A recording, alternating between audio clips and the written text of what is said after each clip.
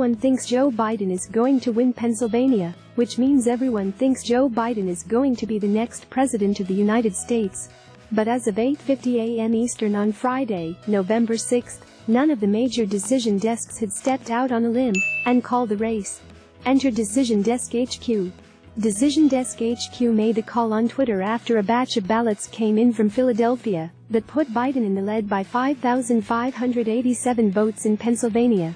With more than 100,000 ballots still left to be counted in the state, and with those ballots tilting very heavily toward Biden, there is no realistic path for Donald Trump to win Pennsylvania.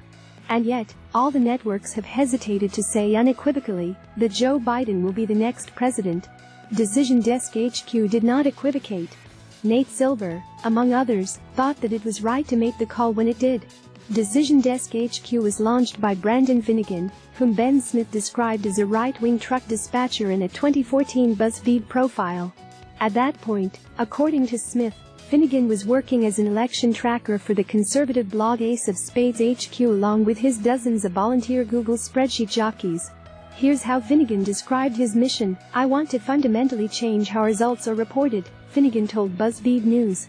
His goal is both to modernize the local election boards and to deflate what he sees as false drama imposed by slow Associated Press calls and desperate television commentators. "I understand you need an element of suspense and you need something to jibber-jabber about on election night. But you got to jibber-jabber all year. I just want the results." Finnegan told Smith that he first got interested in election forecasting because he was frustrated by the network's slowness to call the presidential race for George W. Bush in 2004. In the network's defense, they were obviously going to be skittish after wrongly calling Florida for Al Gore in 2000.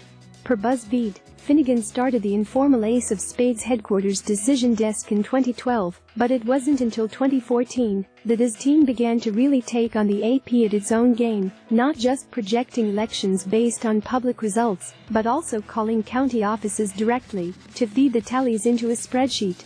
In 2017, Decision Desk HQ partnered with BuzzFeed to provide live coverage of elections across America in what was described as a six-figure deal. It began working with Vox that same year. Vox said in a piece this March that Decision Desk HQ uses gold standard methods to call elections. After Decision Desk made its call this morning, Vox affirmed it from its own Twitter account.